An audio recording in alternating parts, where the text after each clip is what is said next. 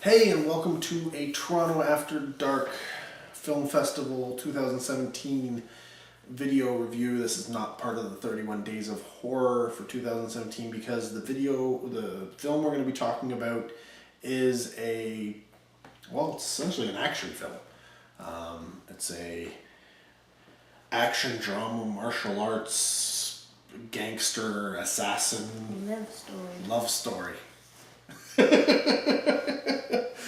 And we're talking about the Villainess from director Byung-gil Jung, who you may know if you follow Asian film at all. He did Confession of a Murderer, and he did Action Boys, which I believe is a documentary about stuntmen.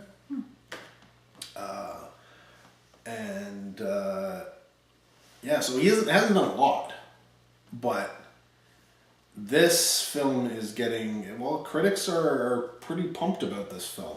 Yeah, they're stupid. I think Leslie's given away her thoughts already.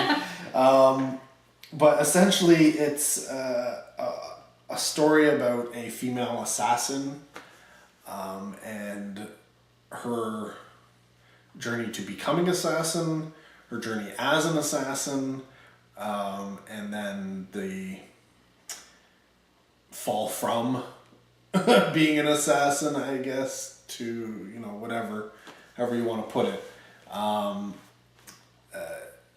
Now this person is played by Ok-bin Kim, or Kim Ok-bin.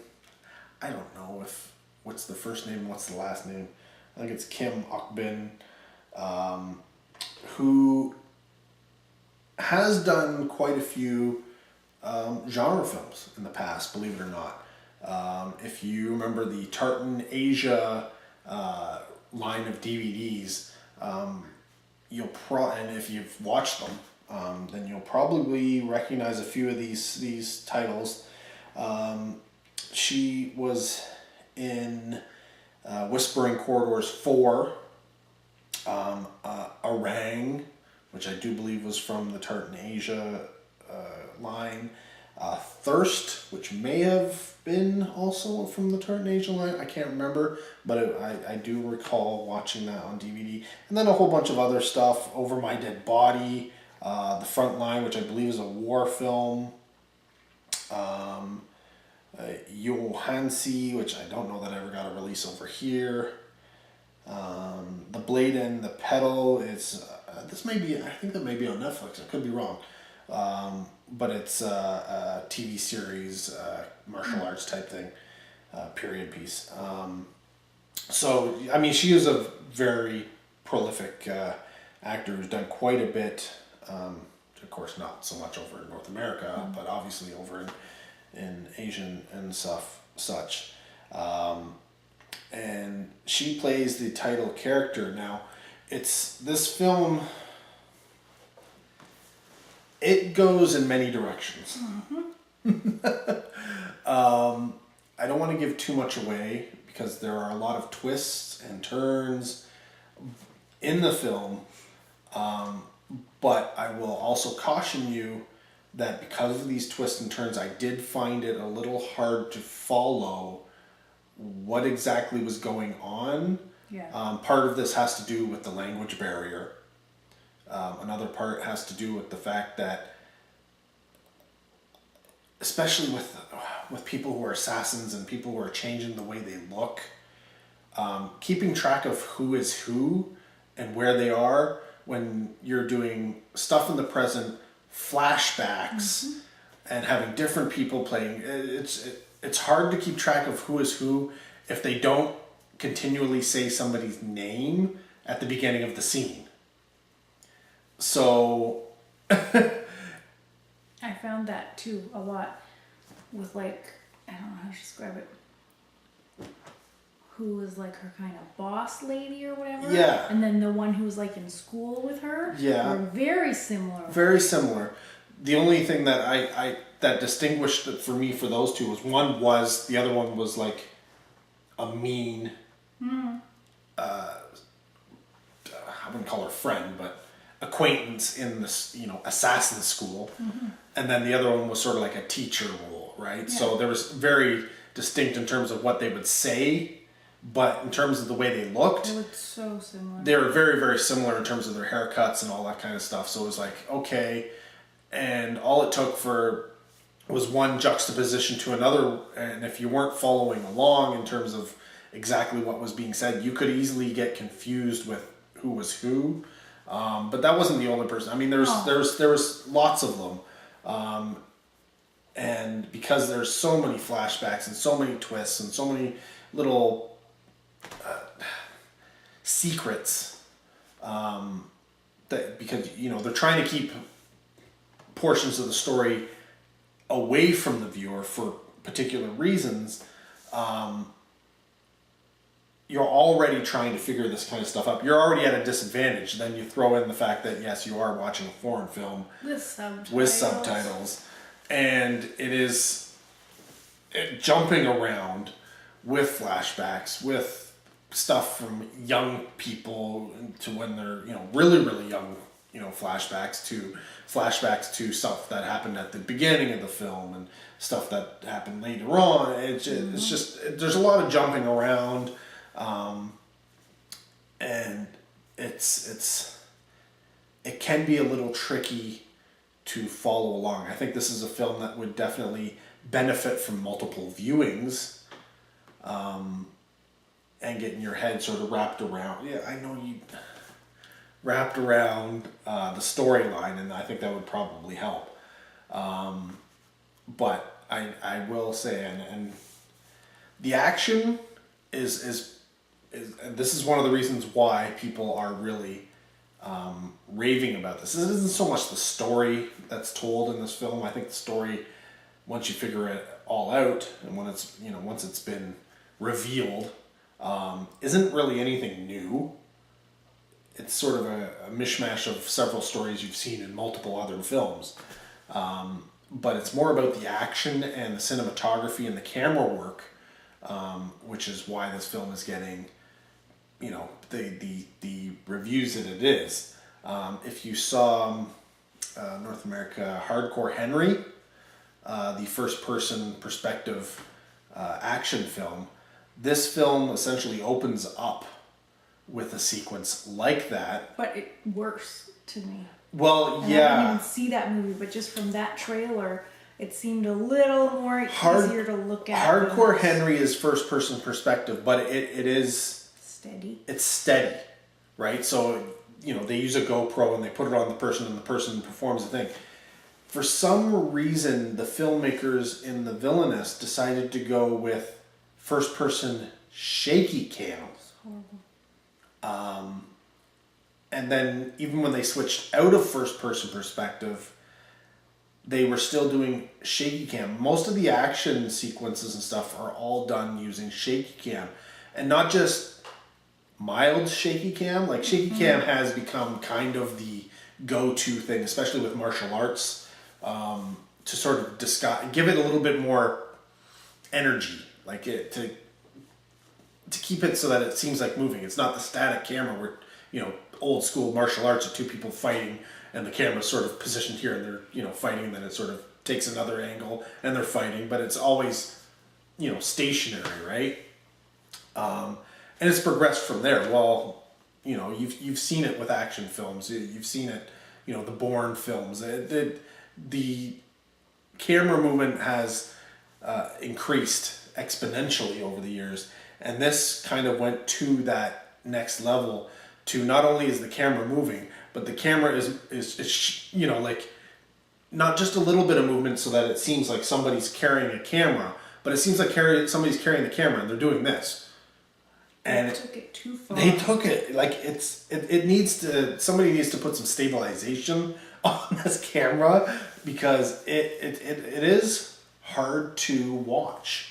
It literally is hard to, and you know what? It may get to the point where everybody's doing it and it becomes the norm, and you just get used to it.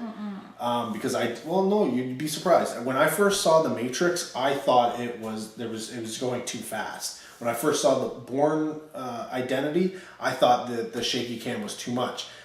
Now I can watch it and it's not a problem. This is why I would not be able to get used to this because I don't watch those movies. No, you don't want. Well, but that's the thing. Like I do, and this was still too much for me. So I can only imagine what you were going through. Yeah. I thought I was gonna like literally have to not watch it. Like just look down the whole time. Yeah, it can get to you. I can totally see. I know people who when they watch, they can't play first person perspective shooter games or racing video games and stuff like that because it gives them, like their head goes. Yeah, weak. I was getting a headache. Like, Yeah. It was... So I can see that from a lot of people. They would not be able to watch this movie whatsoever. Luckily, it sort of it's bookended. So the first portion of the film is very, very action, boom, boom, boom, boom, boom, and the last, climax of the film, action again. But in the middle, it's story. And that first person, I don't think, did they go back to the first person perspective outside the first? I don't think they did. Now they did do the shaky cam again at the end, but I think the first person perspective only happened at the beginning, which was odd. You used it, but you didn't use it again. Why? I don't know, but That's okay. Yeah. It just seemed odd because, in Hardcore Henry, it's the entire film, right? That's the gimmick. In this film, they use it, but then why not use it again? If you're going to do action sequences where the camera's, first person, not first person, moving around, doing all sorts of things, then why not do it again, right? But yeah, that's one of the things. That's why everybody's ranting and raving about this is the camera work. I don't know how they. Well, I think that's what a lot of people. They don't know how they pulled a lot of these shots off,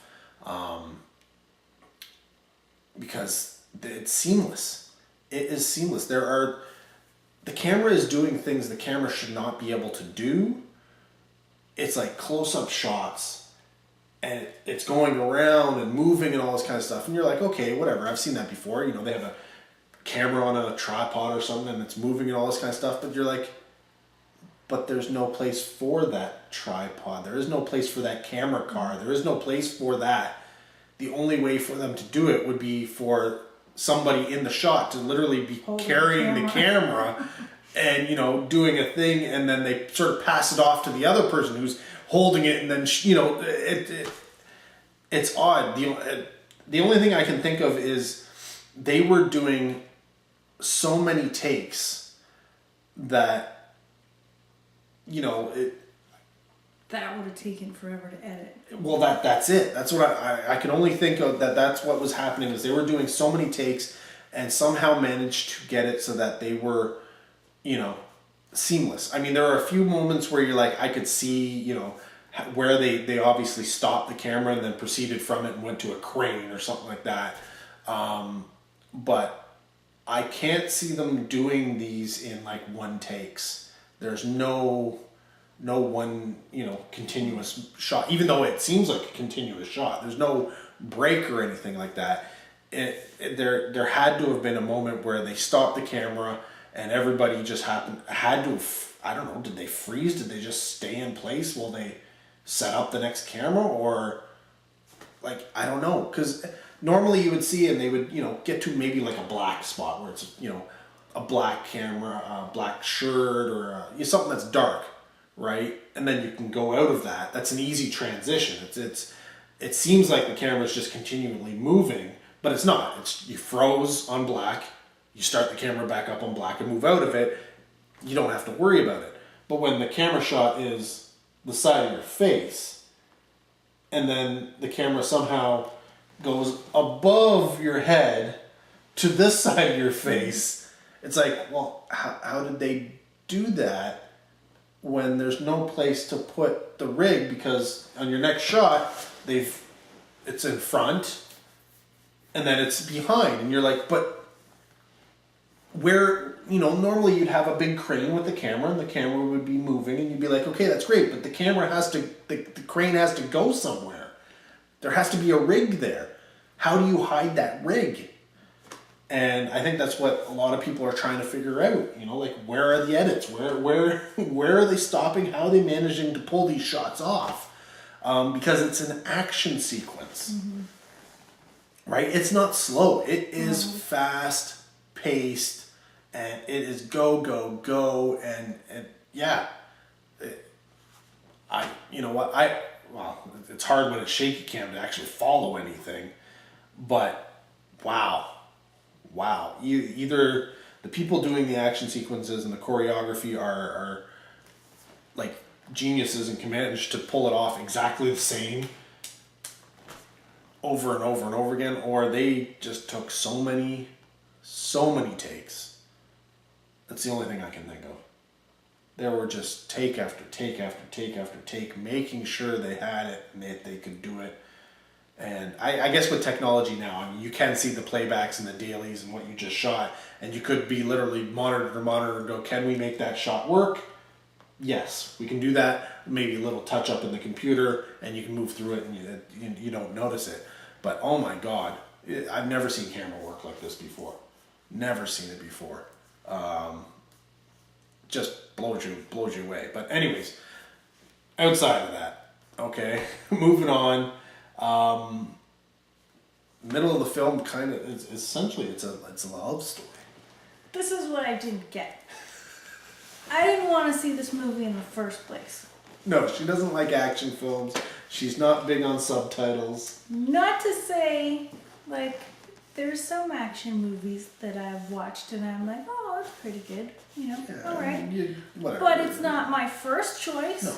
If there's other things, I'm not going to see the action movie. So I didn't want to see this one because it was actiony, and then I found out there was subtitles, and I'm just like, oh, that's just great. Two things I don't like. Put them together. It's going to be wonderful. So then, of course, it started out. And it opens up, like and I I'm said, just uber like, action. oh my God, no, I can't watch this. Well, she saw the trailer and she's just like, "Oh my God! If the movie's like that, I'm gonna vomit." Yeah. And the it's beginning like of the whole movie thing. was like that. Yeah. So. And I was not happy. And then it kind of stopped, right? Yes. So I was like, okay, good. And then I kind of liked the fact that, okay, because I was trying to think of good things. And I was like, well, at least it's a woman who's being all like badass and stuff, so okay. But I'm still thinking this is all action and I'm not gonna like all this. And then all of a sudden, it's like this whole different movie, but it's the same movie. And I'm just like, and I said to him at the beginning of the movie that if at the end of this movie I say that I like really liked it or whatever, that like I'm possessed with an alien or something, because that's not gonna happen. And then when that part started going on, I got really invested in the characters, and I was just like, I was all into it, and I was like, oh my God, I'm gonna have to tell him I was like, I'm an alien is in my body now, and it's not me. And yeah, I was thinking that as I was watching it, because like I was all into it, and then that changed again. Yeah, the action came back and such. Yeah, and then I was like, why? Well. But it was like that part was all right, and it was really nice, and I was like, wow, okay, I can watch this, and the subtitles weren't even bothering me, and I was like, oh, okay, I can deal with this. And then the action stuff came back, and then it was just too long. Yeah, yeah, I mean, like unnecessarily it was long. extremely long. I don't know, what was it? It had to be over 2 hours. 2 hours 9 minutes. It seemed like more than that. It seems like more, and I think part of that is because you are so frantic at the beginning that when you hit this, I'll call it slow, but I don't think it was really slow. It was just normal speed, like normal pacing of the film in the middle. And because if you know anything about Korean film, Koreans have a love for melodrama. Their films, I mean, it doesn't matter what it is. It can be a musical or an action film or a sci-fi film or something. They've got some kind of melodrama going on, and it can be like over the top. which is what this middle section, a lot of it was about.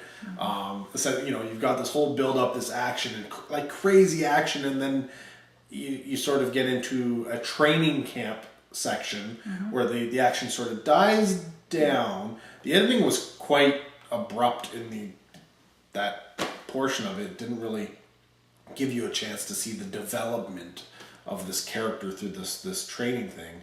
But then almost instantly next it switches over into this romance.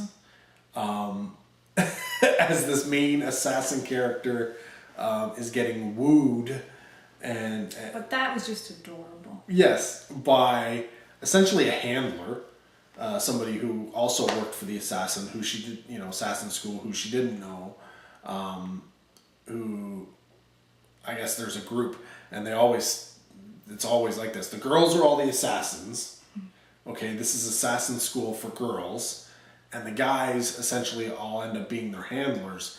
So they kind of end up hooking up with them type thing. So there'll either be relationships or, you know, mentors or bosses or whatever, some way, shape or form to make it work so that they're, you know, always around them. And that's what this middle portion is, you know, developing the relationship between these two characters, right? And I normally do not. That's another thing. I wouldn't necessarily go and pick something that's obviously a love story, because that's not my thing either. But I was just so freaking relieved that, you know, it was kind of normal. I was like, okay, good. But it was cute, right? Yeah. There was comedy with it and such going on, and it was lighthearted, which that's the whole, like I said, that's the whole Korean melodrama type thing. And yeah, it's like flip the switch, completely different type film, slow, no action, nothing going on, and then, you know, the action eventually starts to creep up. You know, you're not getting so much the fight sequences as you are getting more into the history and learning about these characters and why things are happening and you know, who everybody is, and things start developing that way. Yeah, but the thing about it being too long was that I was thinking I didn't like how they kept going back into the past at different stages and stuff like that, right? And it's just like, why are you doing this? Don't do this. Like, do it as like a progression, or you have like one or two major things that you need to think about, not keep going back and forth. Well, that was it, annoying. right? And they kept using flashbacks and stuff for different reasons. They used a flashback to explain why she could do things.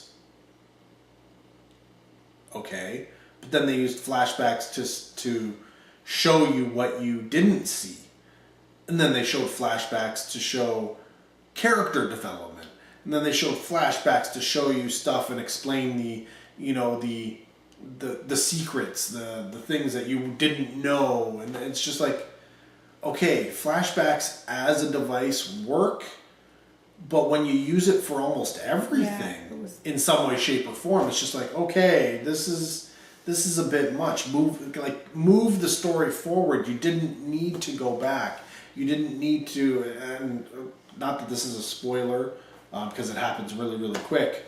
At one point, she is getting gassed in a room, and they flash back to her in a training exercise about holding your breath underwater. Yeah. Where they make and this is a pretty long sequence to show that she can hold her breath for over 6 minutes and probably even longer, and then cut to, you know, flash back to the sequence, which I believe this was a flash. I don't know if this was a flashback. That's the problem, because there's so many. It's like, what? I don't know if this was progressing forward or if it was a flashback or what was going on there. But yes, flash forward again to her supposedly being gassed, and she's pretending she's gassed. And they come in and they got their gas masks on. They're like, okay, yeah, she obviously, you know, but they just did the flashback to show that she could hold her breath. Yeah. instead of doing stuff at the beginning showing that there's a reason why, I don't know. They wanted to open with the big action sequence, and I think that was one of the reasons why they had to do all these flashbacks to explain all this kind of stuff that they wanted to have knowledge of, but it's almost like you didn't need to have that. Like, cut out, you didn't need the gas map. You didn't even need that. You didn't need a sequence with them gassing her and a flashback to explain why she could hold her breath. No. You could have cut the entire thing out and it would have made no difference to the story. No, and it would have probably helped the movie because it wouldn't have been so long. And, Because it's one thing I noticed about the film, which was odd, was the whole beginning of the film and up to a certain point is showing that she is like amazing. Mm-hmm. Like she is like the top of her class. She can do stuff that nobody else. She took out an entire building of a gang by herself, right? And then that's why I was like, so why are you in school? Like you're already really good. But then you get to what was it? Her first assignment, and she botches it. And she had trouble fighting. Mm-hmm. What? Was this the same character we watched at the beginning of the, like, what happened to make it so that she was no longer really good? Yeah. Because that's not really explained. No, it's like, see if you pass your first thing. And I thought, of course she's going to pass her first thing. Why would she not pass her first thing? Like, what the hell? Yeah, but no, apparently she doesn't. So, yeah, that didn't make any sense. There was no reason for it. There was no reason for the botching. There was no reason for any of the sequences that happened around her first mission. No, but then that sent it to another flashback. But, yeah, that set up another flashback, and that set up, her... Anyways, there are a lot of things in the film that didn't need to be there, didn't make entire sense, but I find that happens a lot in certain Asian films. It's like, I don't know, maybe it's a thing with Asian films. I don't know. I don't know because I don't watch that. No, you don't. But yeah. All in all, recommend? Would you to people who are into this stuff? Who's into this stuff? So I guess not. No recommend from Leslie, because apparently nobody should watch this movie. No, that's not what I'm saying. I can't really say that because this is not my thing, right? So I can't say.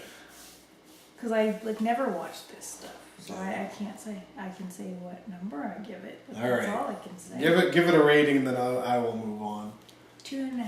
2.5 from out of 5.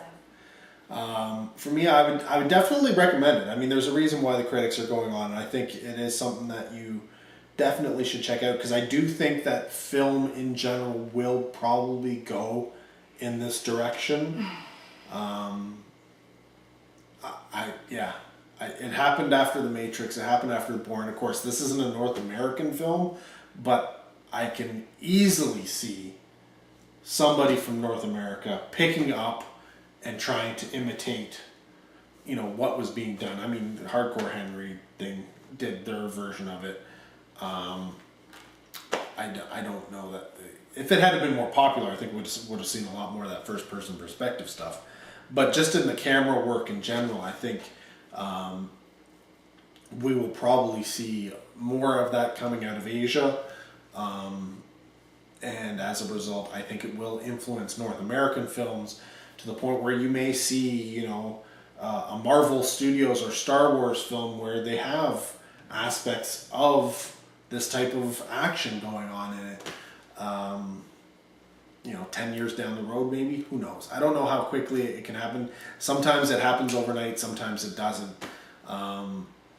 But that being said, if you are into Asian cinema, and you'll be lucky to know that it is a well-go, USA has the rights to it, so it almost for sure will be getting a DVD or Blu-ray or Blu-ray release here in North America, and should be reasonably priced right off the get-go. So it is not going to be something that you will have to search far and wide to be able to see it.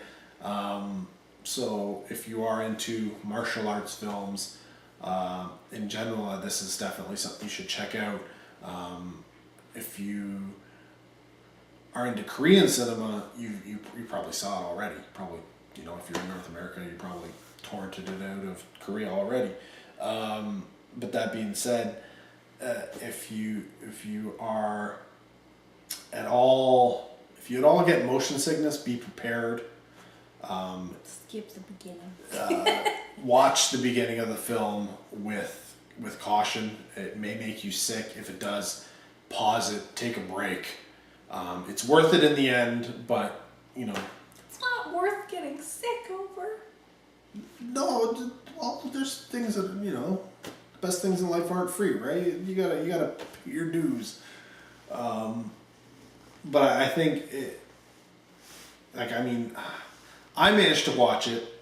Yes, it was a little bit much, but I still managed to get through it.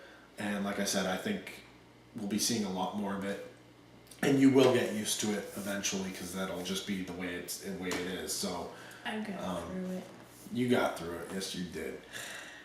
So if I was to give it a rating, It's gonna be higher than mine. Korean films are hard for me because it's that melodrama that throws everything off. It does it like everybody, you know, the host, Korean, you know, monster movie.